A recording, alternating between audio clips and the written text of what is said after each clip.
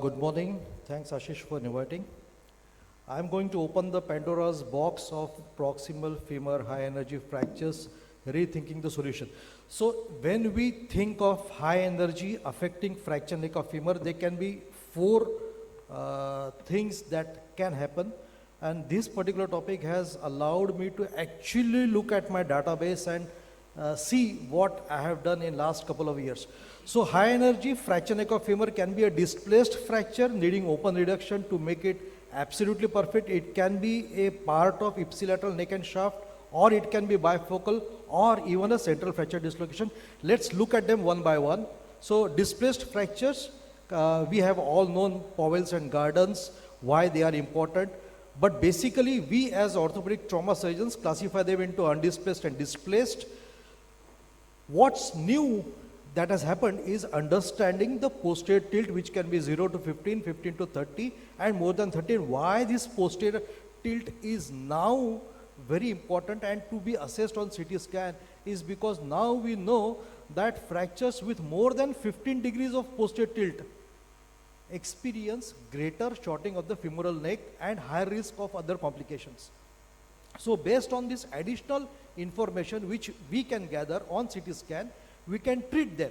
So if it's an undisplaced, incomplete or complete, only 3C screws are okay. But if it gets more displaced, then we need more and better and more aggressive management in terms of maybe open reduction. And these fractures we need a better kind of fixation also. But the moment it gets displaced, then we have to follow these. So most often anatomical reduction surgically. Some patients may need valgus osteotomy, and these are the fractures we need to consider newer implants, better implants is what is the global understanding. So newer implants, we have all used this. So variety of three screws, only DHS with anti-rotation screw, or this anti-rotation screw which can be either partially threaded or a complete threaded.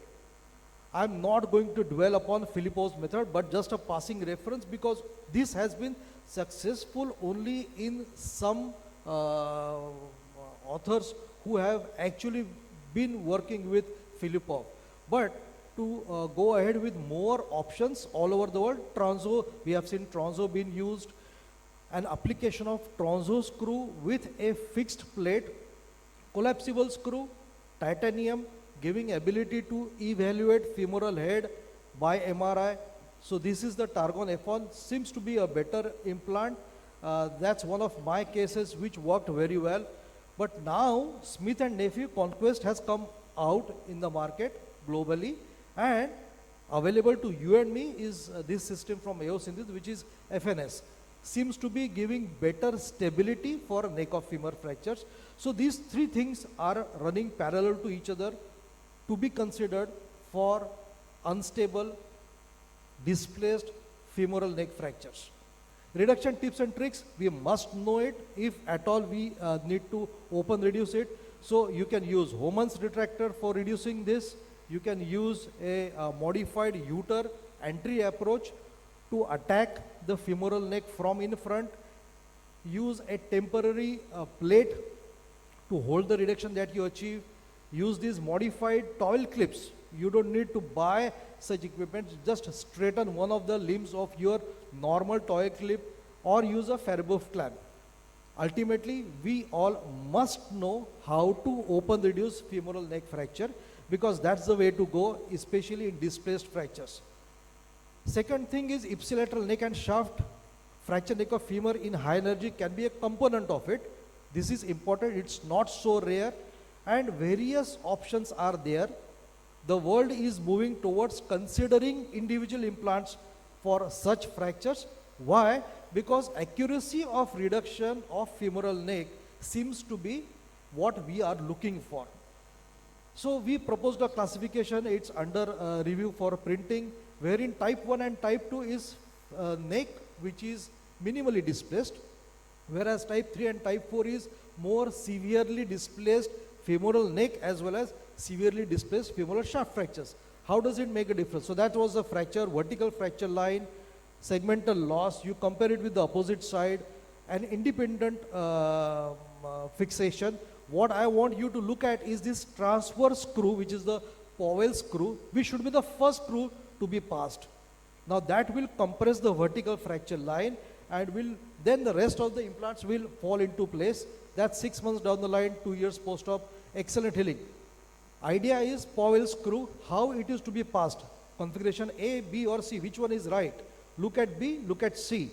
B is where that transverse screw is going into femoral head, inferior portion, whereas C, it is taking a bite against the calcar, which is the thick portion of the femoral neck. Now we know that it should be in a bicortical fashion, which is type C, because it will have a better purchase. So that's the new thing. Complications in ipsilateral neck and shaft you should be looking for are these avian and non-union. So the message is you can use a single implant when type 1 or type 2 undisplaced or minimally displaced neck and shaft is there. You hold the reduction with K wires, but if there is a type 3 and type 4 ipsilateral neck and shaft, you should go for individual implants. Bifocal fractures, which can involve trochanter and lateral wall. We know the importance of lateral wall. That lateral wall needs to be addressed perfectly, compress it, and then burst trochanter. Again, my preference is a cerclage wire, better soft tissue respecting, it can involve more. But if it's a bifocal fracture, which is an independent neck and involving shaft, for example this, you need to reduce it well, multiple options, you need to protect the trochanter, and that should be the final outcome. As such, another example, a dislocated femoral neck, that's how it was, and then medial plate failed in this situation, again an implant in good position. And the last is central fracture dislocation, very less. That was a singular case in my armamentarium, hugely displaced fracture, and primary arthroplasty had to be done. So that's 18 years down the line. So it's a journey with a continued thought process for high energy fracture neck of femur. I have taken you through a plethora of options which could be considered for this difficult fracture. Thank you very much.